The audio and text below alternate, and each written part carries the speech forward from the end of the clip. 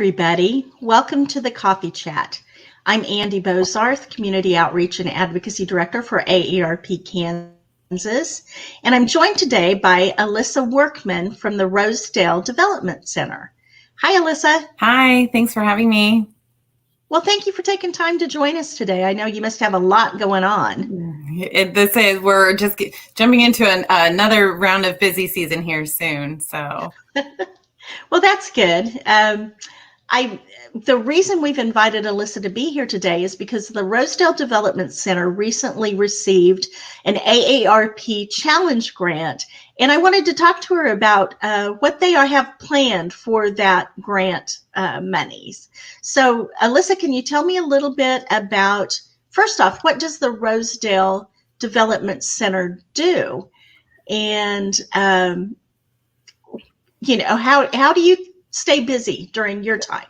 Sure. So Rosedale, we call it RDA, Rosedale Development Association. We are the community nonprofit for the Rosedale area of Kansas City, Kansas.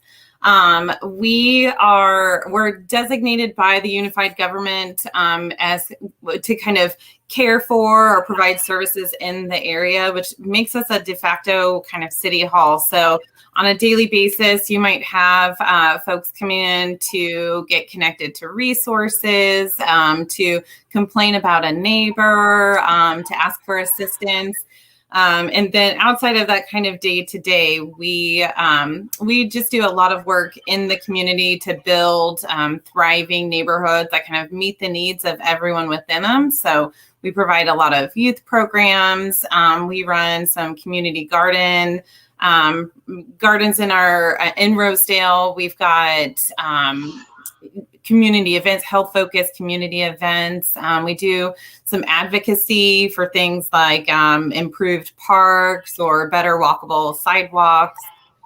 We work with some of the local businesses to make sure they've got what they need. So we do a lot in the Rosedale community just to make sure that it's, just a welcoming environment for everyone who lives within it, and then kind of serves and meets the needs of everyone there. And for those people who aren't familiar with Rosedale, can you give me kind of the area of town that Rosedale is located in? Sure. So, Rosedale is the southeast corner of Kansas City, Kansas, Wyandotte County, Kansas City, Kansas. We share a border with Kansas City, Missouri on the east side. We share a border with Johnson County, so Roland Park and Westwood on the south side. So 47th Street, we go all the way. So it's a 4 square mile community. I don't think everyone realizes how large Rosedale is. We go all the way over to 18th Street Expressway. So get Merriam, Roland Park, and then up to the river. So it's in addition to just being a diverse community in general, it's also a diverse landscape. So we've got like KU Med on the east side and more of like a bustling city area. And then as you kind of get into Rosedale, there's like parts of the Ozarks that are still come up into Rosedale. So we lovingly call it the Rosarks. So there's a little bit of everything in Rosedale for, everyone. And what sets Rosedale apart from the rest of the Kansas City Metro? Sure. So in addition to just being kind of a diverse, a little bit of everything for everyone, one thing that I really love about Rosedale and Rosedale residents and Rosedale business owners is that they're very passionate and engaged in their neighborhoods. They really, RDA is just the vehicle for achieving goals in the community. It's really the community that sets those goals for us. And so we've just been working for over 40 years. So now that we've been an organization, so in over 40 years, it's really been Rosedalians who have kind of set the standard for what they want in the community. So we've seen things like bike lanes, the first mile of bike lanes come to KCK thanks to some great activism. And we've had park improvements, and we've just got a really engaged and passionate base. And I think that's really what makes Rosedale kind of stand out and set apart. Yeah, Rosedale is a great community. For anybody who has not been in Rosedale, I encourage you just to go drive around and see what's there. Mm-hmm. Can you tell me some of the projects? You kind of alluded to the fact that the association's been around for 40 years. Mm-hmm. Can you tell me some of the history of the association and what you've accomplished? Sure. Yeah, I'd love to. So we've been a nonprofit for about 43. I think this is our 43-year anniversary. And even before that, it was informally organized as the Rosedale Business Council, I believe is what it was called. And so RDA has been, again, kind of takes the lead for the community. So we've done things like respond to floods in the area and crime and blight and graffiti and litter cleanup, things like that. We've got a couple of programs that have been active in Rosedale for about 25 or 30 years. One's called the Summer Youth Employment Program. We hire teenagers each summer to go out into Rosedale businesses, and they get to earn an income, and they come in and work with our instructors once a week and get mentorship on job-related skills. That's been a fun one to see kind of the turnaround. Now we get students who apply to that program who said, my mom or my uncle or, someone went through this program years ago, and they're still talking about how great it was. And then another longstanding program that we have is the Christmas in October. It's a minor, we call it minor. It's usually major home repairs for Rosedale seniors and veterans. And every October we work with some of our partner organizations, and we get volunteers out to houses to get people so they can have, anything from installing a wheelchair ramp to tearing up a bathroom floor to fix a pipe that's been leaking through, causing damage. So it's a wide scope of things that we see through there. And then just more recently in the past, I would say about 15 years, our focus has shifted on how to we've got the city, we've got the infrastructure here. So now how do we make sure that Rosedalians have what they need to be healthy and to lead enriching lives and to have the economic sustainability that they need? So we looked at things like there's no grocery store in Rosedale. So we work on how do we address that? So we brought in community gardens, and we started the Rosedale Farmers Market. So really just kind of looking and finding where there's a lack of youth programming in the region, out of school youth programming. So we've been developing just really enriching quality out of school programs for youth, or we work with a local senior facility where we might bring in some classes for, healthy cooking or exercise or things like that. So while we still do some of that historical stuff, we still bring together hundreds of volunteers a year to take care of, litter and graffiti and things like that. But we're also kind of like the hierarchy of needs. So once we're getting the community where it needs to be, now we're focusing on how do we get the people where they want to be and where they can thrive in their community as well. Wow, you do a lot. We do a lot, yes. How has the pandemic impacted your work? So the pandemic has been difficult for an organization like Rosedale. We work in and with the community. And so just the sheer fact of having to, not be amongst our community members has been a really difficult adjustment for us. I will say that just because of the type of organization that we are, we're used to being adaptable. So we already kind of have that structure in place. So when the pandemic hit, we quickly shifted to getting groceries to people who needed them and connecting them with healthcare resources in the community and providing emergency assistance and, rent assistance, things like that. So that was a pretty quick shift that we were able to do. The longer challenge has really been now, how do we keep people engaged in these programs that we've built over the years? How do we keep people connected, keep neighbors connected together. And so we've tried virtual programs, both for our youth programs and for community events, kind of with mixed reactions. We've seen a renewed appreciation and love for Rosedale's green spaces.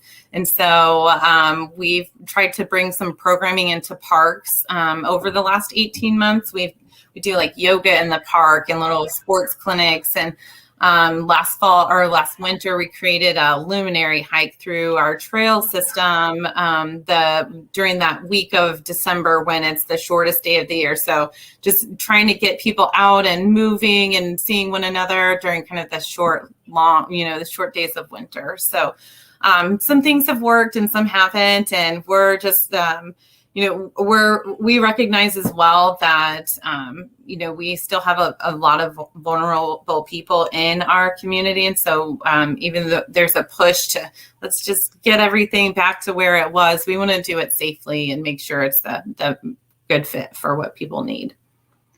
Thank you, Alyssa. And for those of you just joining us, I'm Andy Bozarth, Community Outreach and Advocacy Director for AARP Kansas, and I'm joined today by Alyssa Workman from the Rosedale Development Association. For those of you joining us, if you have questions, please put those into the chat box, and I'm sure Alyssa will be happy to answer them. And Alyssa, we do have questions in the chat box. Oh, great. The first question is, it sounds like you have lots of seasonal jobs available. How large is your full-time staff, and do you utilize a lot of volunteers?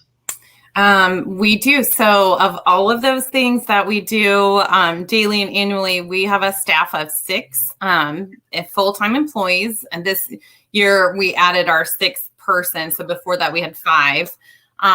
So we've got a really solid program team, but we are super grateful and very lucky to have the support of hundreds. We probably get 400 to 500 volunteers a year who come out and support our efforts.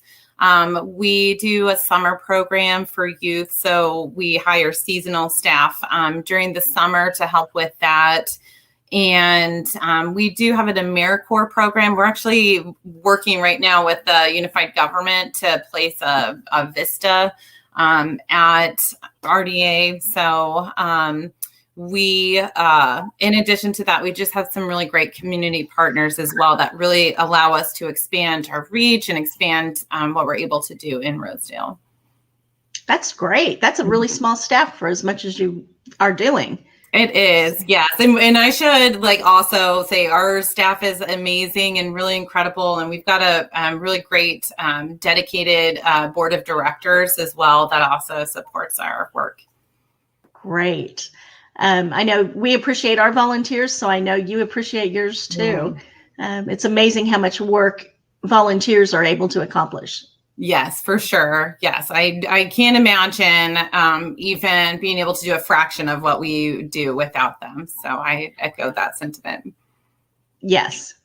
Well, can you tell me a little bit about the project that is being funded through the AARP Challenge Grant? Sure. So first, we just thank you for the opportunity. We're so grateful to AARP for providing funding. So RDA has this, our offices are in this old building, and we've got what we call the community room. It's this, it's actually an old bank. And so if you go inside, you still see there's a vault even inside of it. It's kind of cool. But it's kind of this open space that we use for our community events, for meetings, for workshops, for youth programs. And we also provide it to the community at a really low rental rate. So it gets used a lot for neighborhood birthday parties and family reunions and even a couple of weddings, I think, over the years. So with this grant, we applied for funding because we recognized, I think the original flooring from 100 years ago is still in the space, and it was getting a little dangerous. So we knew that was kind of something that needed to be updated. And then as the pandemic happened, we also recognized that in order to get back together safely, we needed to make a few modifications. So this grant is supporting us doing some renovations to that space. So getting the floors redone, installing a barrier-free threshold so people of all mobility can easily get in and out of it, doing some updates to the restroom, again, to make sure it's accessible for all. And then installing some things that help make it safer for our current time. So hand sanitizing stations and an air purifier. And I'm trying to think what else we're doing. Oh, and then there's one other thing that we're doing with this. So a couple of years ago, RDA did a historical exhibit in the space, and it was really well received. We've got a really rich history in Rosedale, and people love to share about it and chat about it. So this event happened a couple of years ago. And so with this grant, we're also installing some system so that we can display more frequently some of those historical artifacts and art from local artists, and making sure our lighting is right. So that way, when we do open it back up and are able to gather again, we can add in some fun, some history or some art or some other things that open that space to the community. That is great. We're so happy to be part of that rehabilitation of the building. Mm-hmm. And I understand that there's a special anniversary coming up that makes it quite the great timing also. Can you talk a little bit about that? Yeah, so next year, 2022, is Rosedale's 150th anniversary of its founding. It also is the 100-year anniversary of Rosedale becoming a part of Kansas City, Kansas. Though I think we still have some folks in our community who are still a little salty about that happening. So we're focusing on the 150th anniversary. So we've been working with the Wyandotte County History Museum to start putting together an anniversary historical display. And so our goal is next April to celebrate this monumentous occasion with an event, a historical display, and really a celebration of that 150-year anniversary. And why is it so important to your community to have grant opportunities like this, and to be able to make your community center a better place? Sure. So Rosedale is within an area that has been historically underinvested. And so although RDA has a tendency to get labeled as the squeaky wheel within the unified government, so we're able to get the local government to help with some of our projects. Really, it comes down to the availability of funding outside of that. And so seeking that funding and being able to have opportunities like this so that we can bring these improvements to our community is really meaningful to us. This space itself, the community room it's the only open gathering space in Rosedale outside of, there's some churches in the area, there's some schools and things, but those aren't necessarily always open to everyone. And so without a designated community center itself, the community room kind of turns into that space. And so just as a community, as an organization that's rooted in the community, it's really important for us to be able to have a place where we can bring people and bring them together. Yes, definitely. Every community needs that. And it sounds like you do a lot providing the community what it needs to continue growing and thriving. So we do have another question from the audience, and that is, does Crosslines have a supportive role with your organization? Yeah, so Crosslines is a really close partner of RDA's. We work with them on a lot of things. In fact, and especially over the last 18 months, we've strengthened that partnership. Crosslines provides just invaluable services in the community, and they really are set up to do things that RDA isn't. And so a lot of times if someone comes in and is needing help with, food assistance or utility assistance, some of the services that they do, we can very easily get them over to Crosslines and get their needs met in that way. So we, rather than duplicating services and provide, RDA knows Crosslines, we know we can trust them. And so we very often are working with them to meet the needs of individuals. Thank you. Is there anything else you would like to share about RDA or your work in Rosedale? Sure. So I just, again, want to express our gratitude for this. This year, we're, in addition to reopening this community space, we're kind of putting the groundwork toward building Rosedale Community Center. It's something that we did a large-scale community survey back in 2015. And in addition to things like improved sidewalks and improved park and more youth programs in Rosedale, we heard from, I'm going to say it was about 83% of survey respondents that the lack of a community center in Rosedale was something that was really, lacking in our community. So RDA has tried to engage a number of partners and bringing something to Rosedale kind of unsuccessfully. And so we kind of realized, like many things, like if we wanted to get it done, RDA would have to do it ourselves. So we're kind of branching out into a whole new realm while continuing to try to build back our neighborhoods and make sure they're resilient and make sure we're ready for whatever next variation of a pandemic, whatever the next thing that hits us will be, our neighborhoods and our residents will be ready for it. So. Well, thank you so much. And I encourage all of you who are listening, if you have a chance, drive around Rosedale. If you're at KU Med Center, just take a little tour around the neighborhood and see what it has to offer. And Alyssa, thank you so much for joining us. And again, congratulations on your grant win. We look forward to talking to you again in the future after the project's complete.